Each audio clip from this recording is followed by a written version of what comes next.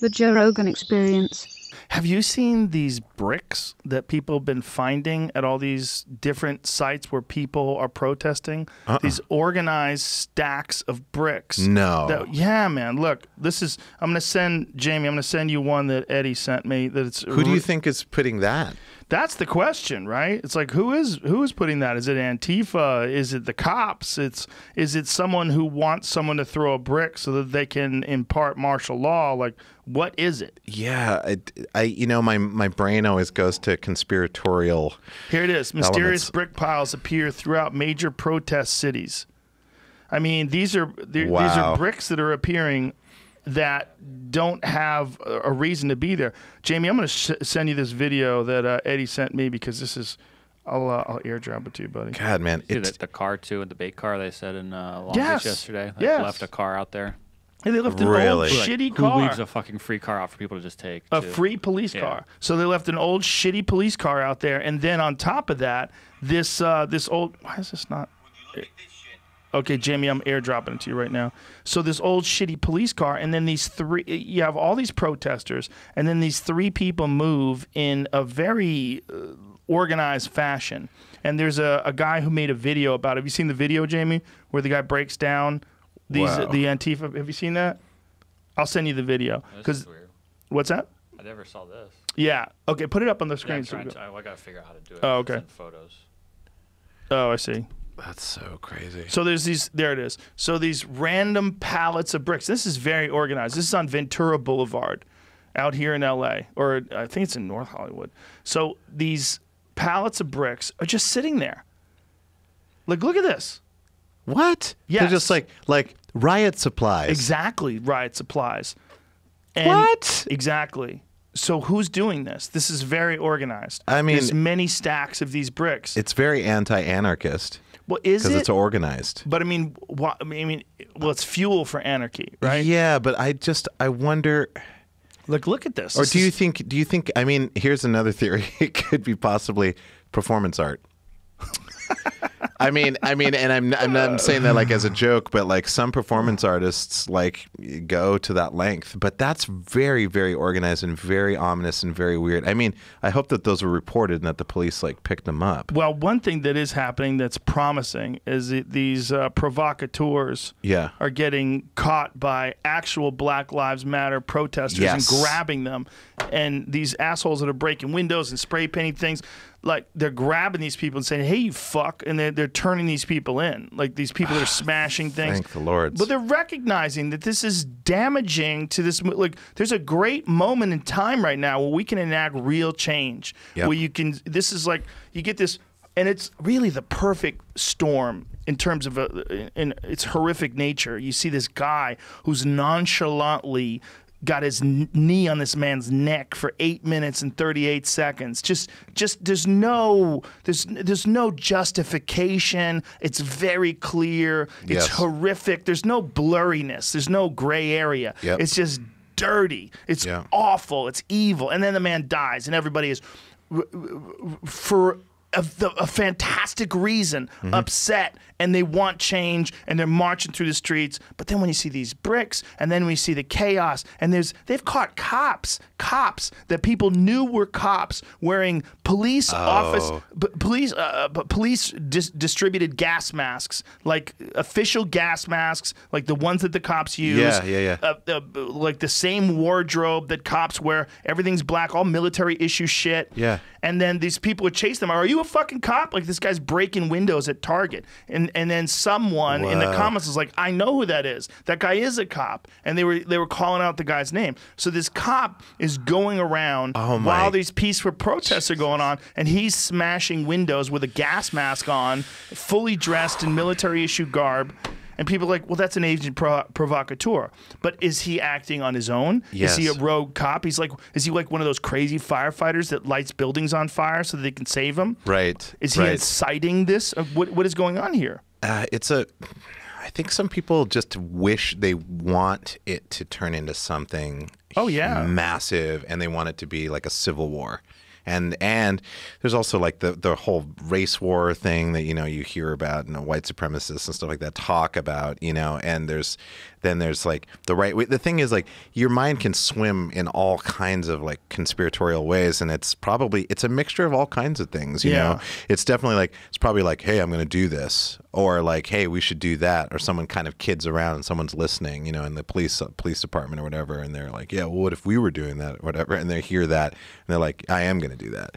Who knows? But that's some dangerous shit, and I think that that's amazing that that protesters who are seeing this are detaining these people, because those people, they're just not helping in any way. And here's a good one. See, this asshole is smashing things, and this guy comes over and grabs him and fucking body slams him. Yeah. And then everybody holds the guy down. They're screaming and yelling at him. Yeah. And they hold this guy. Yeah. They passed him over to the police too. Yeah. These are Antifa.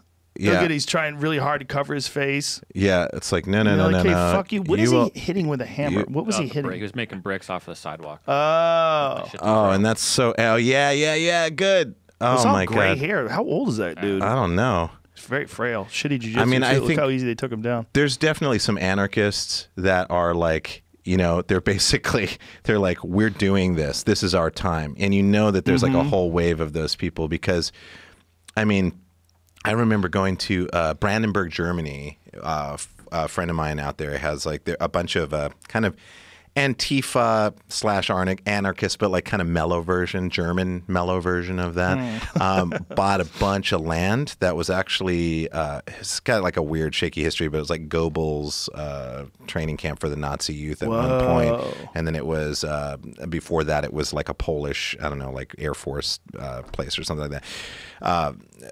Anyways, it has like this military weird shaky history, but they bought it and they've converted it, and now it's like very accepting of all people. Like all kinds of people live on there, and then they are people who work on the what's it called, the Fusion Festival, which is one of the biggest festivals in the world in Germany. That's in Brandenburg, and it's an amazing festival. It's all just love-based techno, you know, but it's got that hard edge of like anti-corporate. It's all DIY, but it's massive. It's like 70,000 people festival. It's like Burning Man in the woods. And very interesting conversations that you hear from them. But do you speak German? I don't. I mean, a tiny bit. Ein bisschen, but not a lot. I actually was trying to learn German. I love the German language. Do they speak English? Yeah, they speak English. So when you're having these conversations, yes, we're speaking English. Yeah. I remember once, because I was renting an Audi R8 V10 Plus, and I drove it onto the grounds when they were tearing down, and this young woman came up with a spray paint can and was like shaking the can and going like, "What are you doing here with this kind of a vehicle?" And it was this weird tense standoff, but I was with one of the people who's like one of the heads. Like she was going to spray paint your car? Oh, yeah. And what a bold lady. I know. And in a way, like I was like, you know what, if she would have done it, that's fine. I was in her territory, you know. Fuck that. You know, I mean, I'm okay with like when it comes to like people who are that passionate about like anti-corporate and stuff like that. I'm like, I get it. But that's your property. No, I mean, I'm renting it. Yeah, but she doesn't know that. She doesn't know that, but I did, and I had a feeling she wasn't. But inside my head, I was like, what if she did? And I'd be like, well, I guess I just have to drive this Audi with like this fascist, anti-fascist, whatever symbol on the side of the car, which I don't, you know, it's like, it's a funny thing. Like no good ever comes out of that. That's the problem. No good ever comes out of defacing property. There's no compromise gets reached. No conversation gets breached. No, not when you're destroying. Not when you're destroying history and you're destroying. It's just destruction. Again, as an initial response, understandable. If something happens and people go out and they're young, especially in this climate, you know, being cooped up, no jobs. What do you want to do? Let's rally behind this. This is ridiculous. Whatever. Boom. Initial like, who knows what's going to happen in that chaos when everybody goes outside. I get that. The continuation of it, as the standard behavior, that's a problem that any leader, any civil leader, is going to condemn and frown upon, because at the end of the day, I'm a pragmatist, and it's just inefficient. It's just very inefficient. And that's a funny way to look at it. Inefficient. It's like, how are you going to use that energy? Like, harness the energy for real. If you want real change, you got to figure, you have to strategize. And for me, I'm about hacking. Like, we got to hack this system. Yeah, but you're this guy who's like really into engineering. You're very thoughtful. That's not what you're dealing with these burn it to the ground motherfuckers. These people don't have a plan B and they don't have a forward strategy. They just want to, we're going to fucking tear down capitalism, man. yeah. And then what? How are you going to get your food, you fuck? Where are you going to get your shoes? Who's making your shoes? Where did you get your car, you fucking idiot? I know. Where'd your phone come from? I'll give you a hint. Not America. Yes, I know. Things have to get made, dum-dum. People have to engineer them. It is really like, it is, and I agree with that 100%. They're using capitalism to fight capitalism. Yes. They're using the internet and social media sites on cell phones that they bought. Yes. Yes. I mean, without a doubt. I mean, here's the thing. This is what's so weird about it. It's that it's such a paradox, right? I mean, essentially is what you're describing. Yeah. So, like, if you want to affect change, you're either going to fit into the feedback loop, you're going to feed back into the feedback loop, or you're going to figure out a way to shift it so that you're able to spiral away from it. And that's really what we need.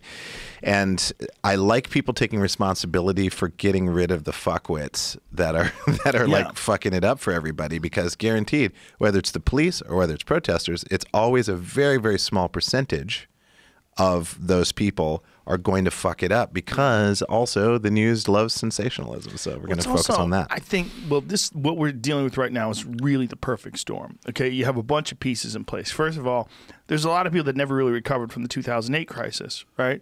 As people are very upset that the bankers and these subprime mortgage loans and the housing crisis and everything went chaotic. People lost shit tons of money. And then all of a sudden, you have this pandemic. And the pandemic comes along and people cannot work. So for the first time ever, through no fault of your own, you literally can't work for months and months at a time. There's a staggering number of people right now that are in desperate states. They're in a terrible position financially. They're about to lose their home. They're about to lose their car. They don't know what the fuck they're going to do to feed themselves. Yep. And then you get this murder. Yep. And the murder just lights all this dry wood. Yep. And then everybody says, look, these people are all full of shit. Donald Trump's full of shit. Nancy Pelosi's full of shit. They're all monsters. It's all bull. Gavin Newsom's full of shit. Let's fucking burn it down. Let's steal. Let's smash. And that's taking part. That's happening while these peaceful protests are happening. All the while, people just got done watching The Joker. So The Joker, yes, I know, which is this fucking $1 billion movie where this guy kills everybody and burns it to the ground, shoots people on TV. And here's the problem. You kind of cheer for him. You kind of cheer for him. Of course. If this is a movie and a bunch of people were like, look, we're going to fucking end this corrupt system of capitalism, start smashing windows and burning things, part of you would be going, let's see how this turns out. Yeah. How is this going to turn out? This is kind of an interesting choice. Like, wow, these guys are getting radical. Do they have a plan?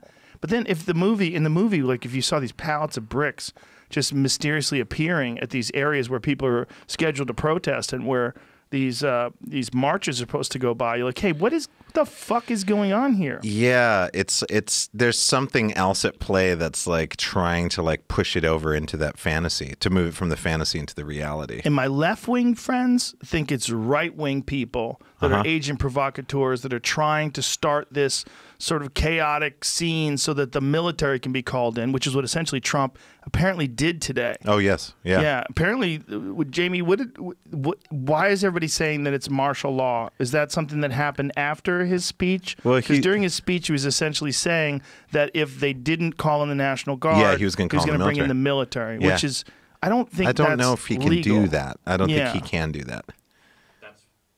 That statement, I think, is what they're taking as martial law. Yeah, or essentially. Yeah, which in a weird way goes against. I mean, like you were talking about left wing people saying like it's the right wing, and I'm sure that there are right wing people that are like saying, oh, it's the left wing because they wanted to make it. Yeah, and they think it's Antifa. So it's like all this finger pointing. Whoever's doing it is definitely winning for their point of view, because they're like, well, we're doing it. No one knows who it is, and we're just doing it. Well, agent provocateurs have been used from the beginning of time.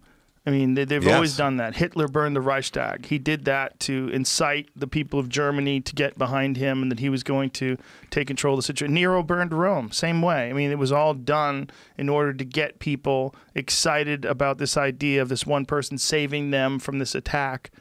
And that has been done forever. Yeah. Alex Jones had a great video called 9/11: The Road to Tyranny. It was the first time I really understood that agent provocateurs are a government strategy.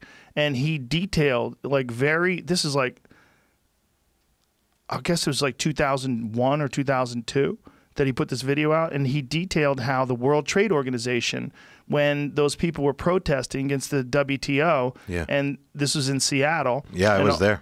Okay, so when you were there in 2000. I was there just before it blew up. It was I actually don't know. It was 2000. It was early 2000s. Early 2000s, maybe 2000, 2001 or something. So these people were protesting against the WTO, and then these guys dressed exactly like that guy I was talking about earlier, all black, face covered, military issue outfits, military issue Vibram soled shoes, all dressed uniformly. Started smashing windows, smashing cars, pushing over post office boxes, lighting things on fire, and then they wound up shutting down all the protests, and even they had a no protest zone where people were showing up at work where they had a WTO stick or like a WTO pin with a red line through it. They made them take that pin off of their jacket before they went through the line, because you couldn't have anything that was any sort of a protest. It was crazy. Like, this is all documented in this film. Then they eventually, all these guys who were the agent provocateurs, holed up in a building, and then the police negotiated with them and then released them. So there was some sort of an order from higher up, and they were all released. Interesting. They used these guys. They used military people, some branch of the government. Who knows what the fuck they were or who they were. They used them to turn a peaceful protest about a legitimate concern these people have about the doings of the World Trade Organization, and they turned it into a violent encounter that they could then justifiably bring in the police and shut everything down. Makes sense. That's what people are worried about with these bricks. They're worried about these bricks. These bricks, this is horseshit. This is done to shut down the peaceful protests where people are legitimately and righteously concerned about ending police brutality, because it's been going on forever. It's been going on too long. Yeah, I mean, I just at this point, it's like I don't put past any measure done by people that want to maintain their bottom line. Like, they'll do whatever it takes. And it's like, again, when it comes to stuff like that, I'm like, I want to stay informed. I want to keep those ideas in mind in the most simplistic way, which is, if you've got a lot of shit, you're going to do whatever it takes to keep your shit. Right. And you'll do all kinds of crazy shit to try to maintain power and control. And vice versa. And what really sucks is that if you did the opposite, if you did what that sheriff did, you actually not only get what you want, but you get more. Yeah. And that's what I don't understand. The virus of doing evil badly, that's what I think of it as, being very inefficient and terrible at being selfish and greedy. If you were really selfish and if you were really greedy, you would make sure that the well-being of your population was met so that there was reverence for your position. And if there's reverence for your position, then you have the goodwill of people, and it's easier to make things happen. However, people don't get that. That's 5D chess. Yeah, man. I mean, come on. It's like, I know, but evil people don't think like that, right? I know they don't. They just want control and power.